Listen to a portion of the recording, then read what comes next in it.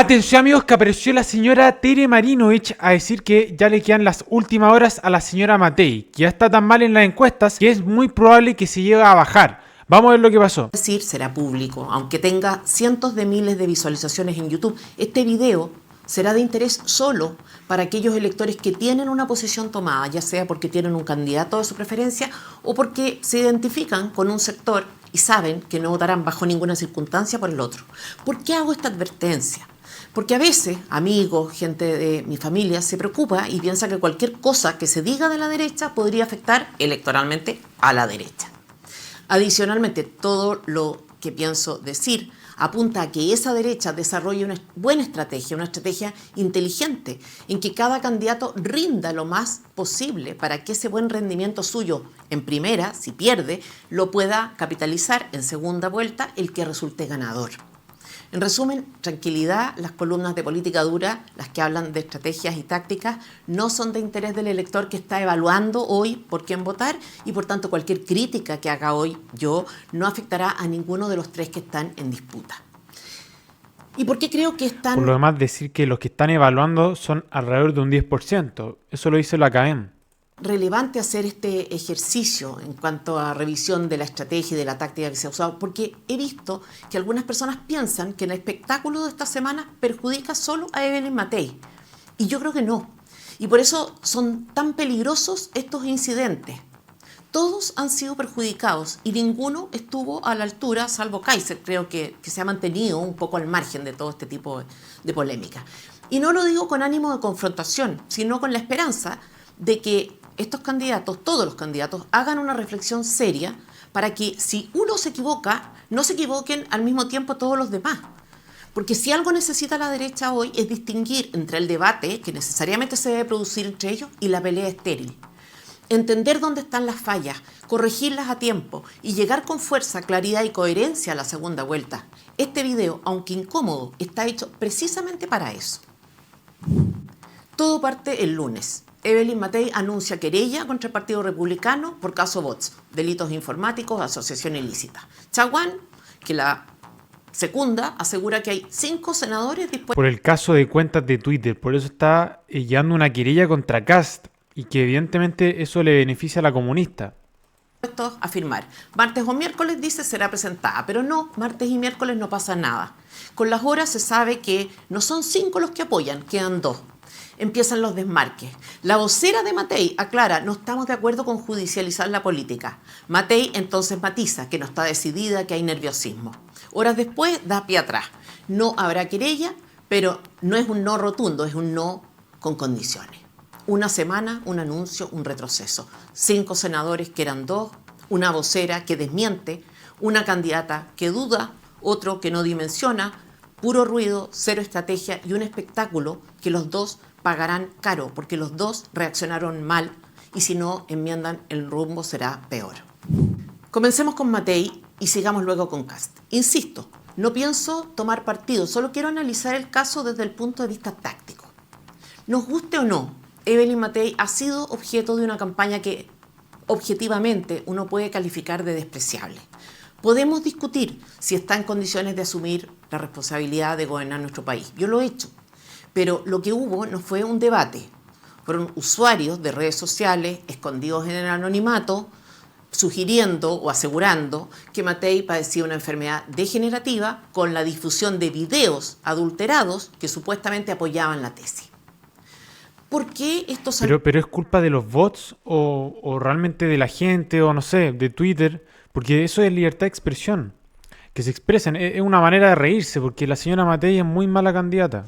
Pica a Kast, porque las cuentas que viralizan este contenido postean de manera constante y decidida a favor de la candidatura de Kast. Obviamente esto no lo hace responsable, al menos conceptualmente.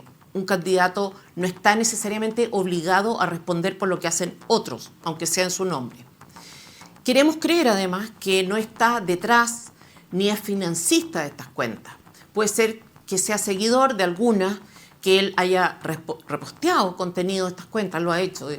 Puede que autoridades del partido interactúen. Yo sinceramente no creo que eso sea de por qué Matei está tan bajo en la encuesta. Es porque es muy mala candidata. Con esas cuentas, pero en fin, estrictamente eso no es suficiente para asegurar que hay una conexión causal entre él y los bots, que en realidad no son bots, son personas. Pero insisto, no es eso lo que está en discusión, o más bien no es el punto que quiero abordar hoy. De hecho, prefiero asumir lo contrario, que no hay efectivamente ninguna relación. Pues bien, Matei se indigna con la campaña, se siente denostada en su dignidad, y es normal, porque de hecho eso es lo que ha pasado, pero comete a propósito de esto una seguidilla de errores. Primero, responsabiliza de manera directa, sin dejar espacio a la duda, a José Antonio Kast y anuncia que llevará el caso a la justicia. ¿Cuál es el error acá? Primero, personalizar sin evidencia suficiente. Judicializar, no, personalmente no creo que sea un error, o más bien, no siempre y necesariamente es un error. La implementación de este tipo de prácticas de campaña podría justificar una investigación y Matei podría, por tanto, haber anunciado una querella sin salir ella trasquilada y sin afectar tampoco las posibilidades de Kast. Pero para eso debía haber ejecutado el plan a la perfección. Por de pronto, sin personalizar, como decíamos. Por fuerte que sea la convicción suya de que el Partido Republicano y Kast están detrás de la operación, por sólidas que sean sus razones para establecer una relación, no debió personalizar, salvo, obvio, que tuviera a su disposición evidencia que fuera concluyente. Porque eso la hace ver débil a ella y no pone el foco en el tema de fondo, que son las prácticas en cuestión, sino el conflicto entre ambos. Algo que es relevante y serio, que es este tipo de campaña de bien en Cagüín. Entonces, en lugar de instalar un debate de altura sobre un asunto que es de interés, lo empequeñece.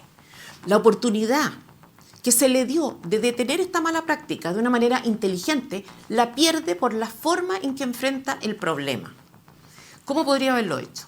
Sin personalizar, como decíamos. Pero no solo en cuanto a la eventual responsabilidad de otro, de Kast y su partido, sino también respecto de ella misma. El acoso en redes sociales, la difamación por parte de cuentas anónimas no es algo que haya sufrido solo ella o que ocurra exclusivamente en el ámbito de la política o en contextos electorales. Muchos chilenos han sido víctimas de este tipo de prácticas y ella podía No, y lo más grave es que si esta mujer hubiese sido presidenta, ¿cómo se hubiese tomado todas las críticas? Porque no hubiesen sido elevados a la 10.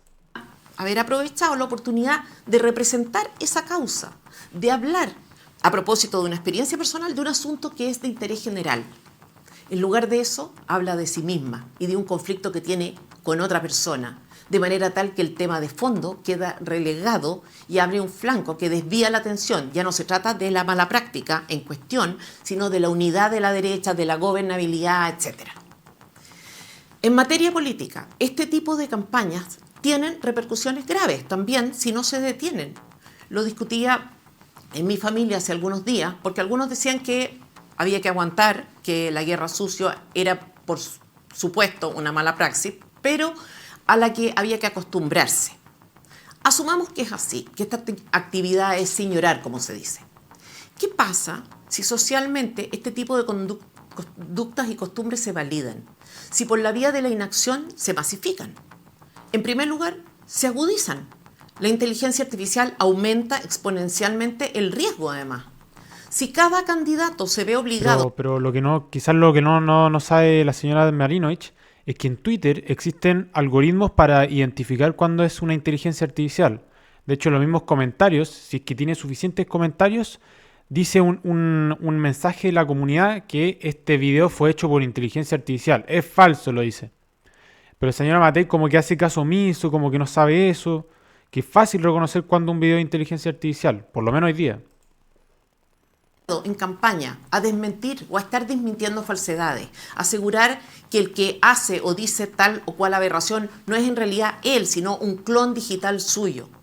¿Qué pasa si el ganador de cada elección termina siendo siempre el que estuvo dispuesto a llegar más lejos y superar más límites? ¿Qué clase de personas querrá participar activamente en política si estos son los términos en que se desarrollarán las campañas? ¿Cómo se podrá ejercer un cargo si la oposición hace uso de un instrumento como este? ¿Qué otros límites no estarán dispuestos a superar el que moralmente cedió a este tipo de tentaciones? Todos vimos el juego sucio de la oposición en el segundo gobierno de Piñera. ¿Alguien cree que el que actúa así en campaña no lo hará también cuando sea oposición? Porque perdónenme, esto de suponer que se trata de un fenómeno marginal y que se mantendrá más o menos en ese rango a perpetuidad es una tontería.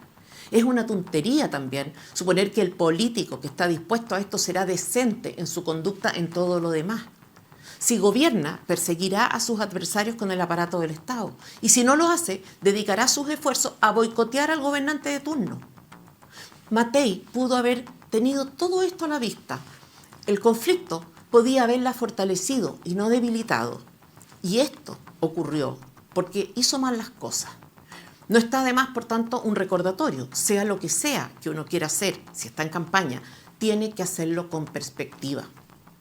En definitiva, si vas a impulsar una acción de este tipo, debes hacerlo a la perfección, como decíamos, de la forma adecuada y con el objetivo correcto. Bueno, ahí teníamos a Tere Marinovich, que entiendo su punto, entiendo que puede ser malo digamos, para una candidatura el hecho de tirarle mucho hate, digamos, contratar bots y de manera exponencial y empezar a contratar el hate. Que la señora Matei es una mala candidata, no es por la cantidad de bots que ha recibido hate, que no se sabe si es bots o si es gente real contratada, no se sabe. Pero otra cosa que también omite la señora Tere Marinovich es que el día de hoy sí existen formas para reconocer cuando hay videos hechos con inteligencia artificial, hasta llegan a ser muy graciosos porque evidentemente son mentiras. Completamente entendible su punto, entendiendo de que en un futuro la inteligencia artificial va a ser muy, pero muy difícil reconocerla en la realidad. Y ahí sí estoy de acuerdo con ella. Así que amigos, recuerden suscribirse y dejar su like para hacer unos completos basados. Ustedes son los más basados de todos. Gracias por ver este video.